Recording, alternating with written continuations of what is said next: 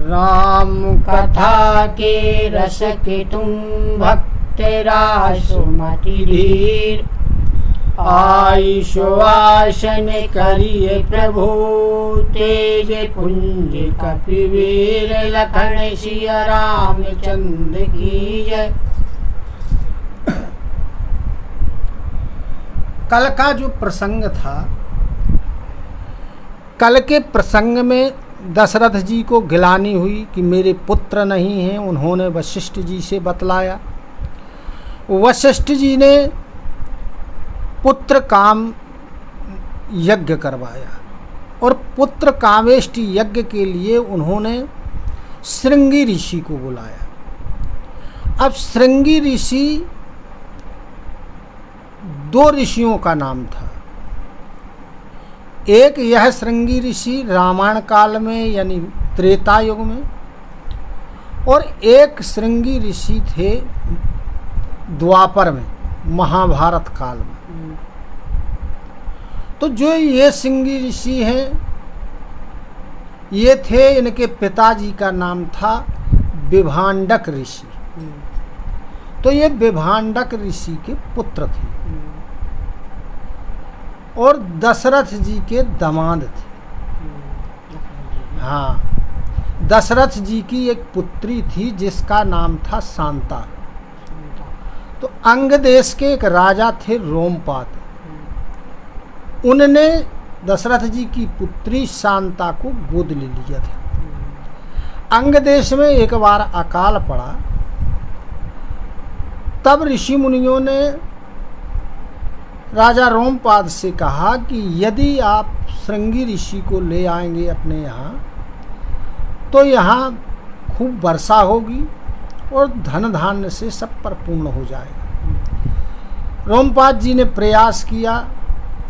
श्रृंगी ऋषि अपने पिताजी के साथ जंगल में रहते थे विभांडक ऋषि के पास। जब विभांडक ऋषि आश्रम में नहीं थे, उस समय इन्होंने रोमपाद ने श्रृंगी ऋषि को बुलवा लिया। खूब धन धान्य की उत्पत्ति हुई और उसी के कारण उनको श्रृंगी ऋषि को रोमपाद ने कुछ दिन के अपने लिए अपने यहाँ रख लिया और शांता का विवाह श्रृंगी ऋषि के साथ कर दिया। तो श्रृंगी ऋषि पहले तो तैयार नहीं हुए इनका यज्ञ कराने के लिए, क्योंकि पुत्रेष्टि यज्ञ का नियम है कि जो भी ब्राह्मण या पंडित या ऋषि पुत्रेष्टि यज्ञ करवाता है, तो जो उसमें वह हवन करता है, तो उसके साथ उसके सारे पुण्य क्षीण होते जाते हैं।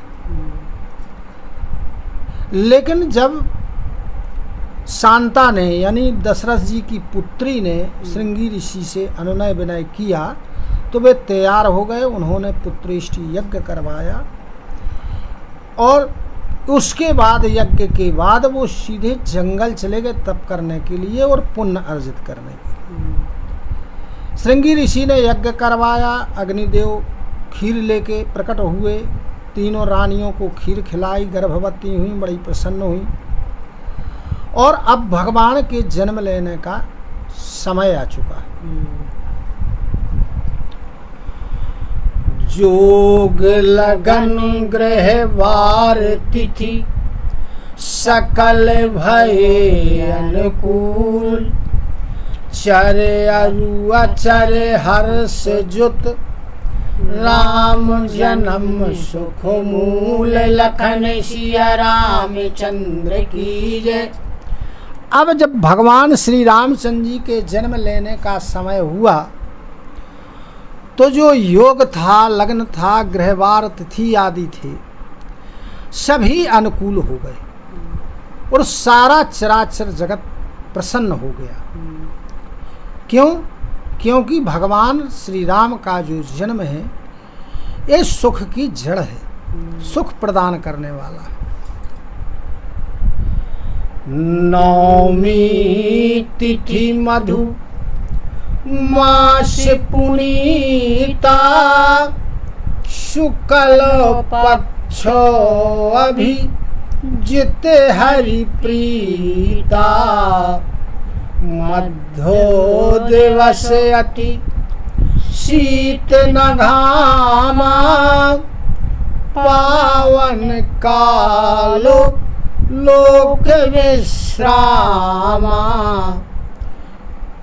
नवमी की तिथि थी, चैत्र का महीना था, शुक्ल पक्ष था और अभिजित मुहूर्त था जो भगवान को प्रिय होता है। अब अभिजित मुहूर्त क्या है? अभिजित मुहूर्त 24 घंटे में 2 बार आता है। मध्याह्न के 24 मिनट पहले और 24 मिनट बाद, इसी प्रकार दिन में, इसी प्रकार रात्रि में।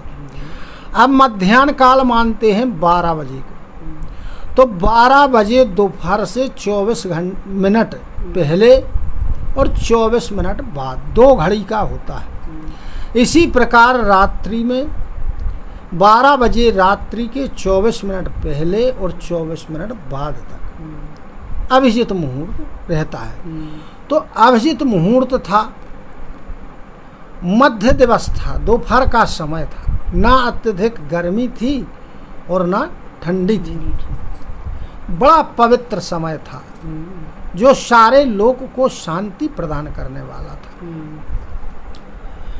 शीतलो मंदो सुरभि बहबाऊ हर्षित सुर संतन मन चाऊ।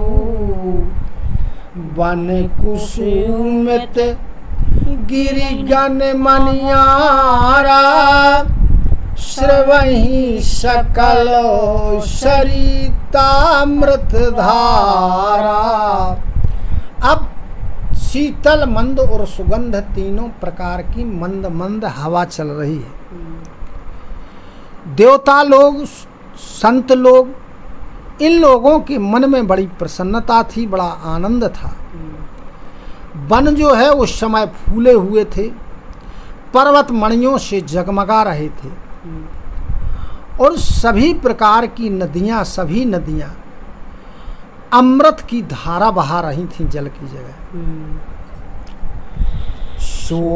सोअवसर बिरंची जब जाना चले सकल सुर साजी विमाना। गगनो विमल संकुल सुर जूथा गावहि गुण गंधर्व वरू था। अब जब ब्रह्मा जी ने शुभ अवसर जाना तो देवताओं के सहित विमानों पर चढ़ चढ़ के पहुँच गए। आकाश बड़ा निर्मल है, देवताओं के समूह उस आकाश में भर गए। गंधर्व लोग के दल नाच गान करने लगे। इस प्रकार जो है देवता लोग तैयार होके भगवान श्री रामचंद्र जी के जन्म के अवसर पर, उनके जन्म के पूर्व से ही अयोध्या में पधार गए।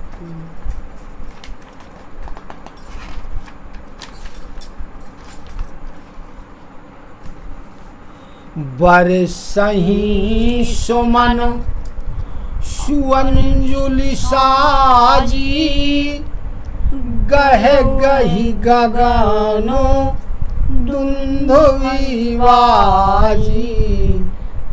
स्तुति करहि नांग मुनि देवा बहुविधि लावहि निज निज सेवा। और देवता लोग क्या करते हैं कि सुंदर अंजलियों में सजा सजा करके फूलों की वर्षा कर रहे हैं और आकाश में दुंदुभि आदि बाजे बज रहे हैं। जो नांग हैं, मुनि हैं, देवता लोग हैं, जो भगवान की स्तुति करते हैं और बहुत प्रकार से अपनी अपनी सेवा प्रदान करते हैं, उपहार भेंट करने लगे। सुर समूह विनती करी पहुँचे निज निज धाम जग निवास प्रभु प्रगटे, अखिल लोक विश्राम लखन सिया रामचंद्र की जय। अब जगदाधार प्रभु श्री रामचंद्र जी प्रकट हुए, जो समस्त लोगों को शांति प्रदान करने वाले। अनेक प्रकार की विनती करके देवता लोग अपने अपने धाम को चले गए। भय प्रगट कृपाला दीन दयाला, कौशल्या हितकारी, हर्षित महतारी मुनि मनहारी, अद्भुत रूप विचारी, लोचन अभिरामा तंघन श्यामा, निज आयुध भुजचारी, भूषण वनमाला नयन विशाला, शोभा सिंधु खरारी। अब कैसे प्रकट हुए भगवान? बड़े कृपालु हैं, कृपाल के धाम हैं, दीनों पर दया करने वाले हैं और माता कौशल्या का हित करने वाले। अब माता बड़ी प्रसन्न है भगवान का रूप देख करके। नेत्रों में आनंद को देने वाला मेघ के समान भगवान का क्या है? शरीर है। अपनी चारों भुजाओं में अस्त्र लिए हुए, शस्त्र लिए हुए, गले में वनमाला पहने हुए हैं, बड़े बड़े नेत्र हैं भगवान के, और खर राक्षस को मारने वाले प्रभु प्रकट हुए।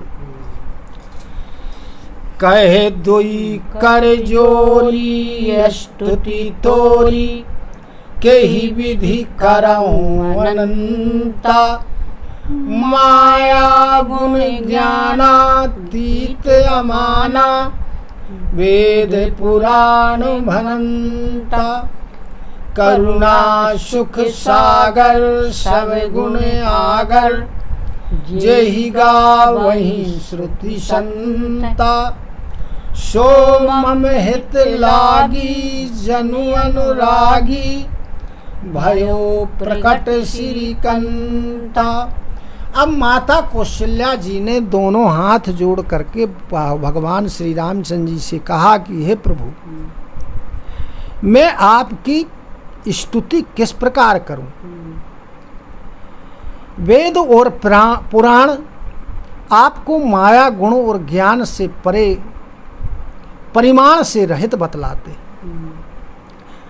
आप करुणा और सुख के सागर हैं, सभी प्रकार के गुणों के धाम हैं, ऐसा संत लोग कहते हैं और आपका गुणगान करते हैं। ऐसे प्रभु ने, लक्ष्मीपति भगवान ने मेरे कल्याण के लिए अपना यह शरीर धारण किया है, यानी प्रकट हुए हैं। ब्रह्मांड निकाया निर्मित माया, रोम रोम प्रतिवेद कहे, मम और शोभासी यह उपहासी, सुनत धीर मति थिर न रहे, उपजा जब ज्ञाना प्रभु मुस्काना, चरित बहुत विधि कीन चाहे, कही कथा सुहाई मातु बुझाई, जेहि प्रकार सुत प्रेम लहे। अब कहती हैं कि वेद ऐसा कहते हैं कि आपके एक एक रोम में माया के द्वारा जो रचे हुए ब्रह्मांड हैं, ये अनेकों हैं, असंख्य हैं। ऐसे आप मेरे हृदय में वास करने वाले, यानी मेरे गर्भ में रहने वाले, ऐसी बात को सुन करके जो विवेकी पुरुष हैं, उनकी भी बुद्धि स्थिर नहीं रह पाएगी, वे भी डगमगा जाएंगे, उनकी बुद्धि विचलित हो जाएगी। जब माता को ज्ञान उत्पन्न हुआ तब भगवान मुस्कुराए। भगवान बहुत प्रकार के चरित्र करना चाहते हैं। अतः उन्होंने माता कौशल्या को पूर्व जन्म की कथा सुनाई कि आप कश्यप व अदिति थे दोनों, और माता को समझाया। फिर उन्हें वात्सल्य प्रेम प्रकट हो जाए माता को, क्योंकि अभी तो भगवान मान रही हैं वो, तो वात्सल्य प्रेम उनके अंदर है नहीं है, तो भगवान ने अपनी शक्ति के द्वारा उनके अंदर वात्सल्य प्रेम प्रकट किया, ताकि भगवान के प्रति उनकी पुत्र रूपी भावना हो जाए। माता पुनि बोली सोमति डोली, तजहु तात यह रूपा, की जय शिशु लीला अति प्रिय शीला, यह सुख परम अनूपा। सुनि बचन सुजाना रोदन ठाना, होई बालक सुर भूपा।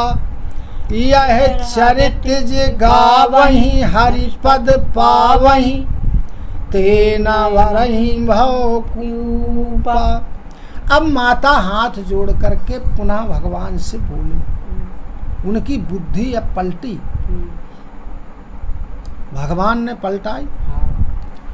तो भगवान से कहते हैं कि हे तात, अब आप इस स्वरूप का त्याग कर दीजिए और बालकों जैसी लीला करिए, जो अत्यधिक प्रिय लगने वाली होती है। यह सुख बड़ा अनुपम होता है, अद्वितीय होता है। जब भगवान ने माता कौशल्या के ऐसे वचनों को सुना तो बालक का रूप धारण कर लिया और रोने लगे। तुलसीदास जी कहते हैं कि भगवान के जन्म का यह चरित्र जो लोग गाएंगे या सुनेंगे, कहेंगे या सुनेंगे, वो भगवान के पद को प्राप्त होते हैं। और फिर जो यह संसार है, जन्म मृत्यु रूपी संसार, इसमें दोबारा नहीं आते। विप्रधेनु सुर संतोहित, लीन मनुज अवतार, निज इच्छा निर्मित तनु, माया गुण गोपार लखन सिया रामचंद्र की जय। ब्राह्मण, गौ, देवता और संत, इनका हित करने के लिए भगवान ने मनुष्य का स्वरूप धारण किया, क्योंकि भगवान अपनी इच्छा से शरीर धारण करने वाले हैं। और भगवान का जो यह शरीर है, ये इंद्रियों से परे है। अपनी इच्छा से उन्होंने इस शरीर को धारण किया है, किसी भी प्रकार के कोई कर्म के बंधन के द्वारा यह शरीर धारण नहीं किया है। बोलो सियावर रामचंद्र की जय, उमापति महादेव की जय, पवन सुत हनुमान की जय हो। कथा विसर्जन होते सुनहु वीर हनुमान, जो जन यहाँ से आए हो सोता करऊ बयान। सोता सर्वे आश्रम गए, शंभु गए कैलाश, रामायण मम हृदय में सदा करहु तुम वास। लखन सिया रामचंद्र की जय, उमापति महादेव की जय, पवन सुत हनुमान की जय, गुरु गोविंद की जय हो। जय जय सीताराम, जय जय राधे श्याम, नमः पार्वती पते हर हर हर महादेव।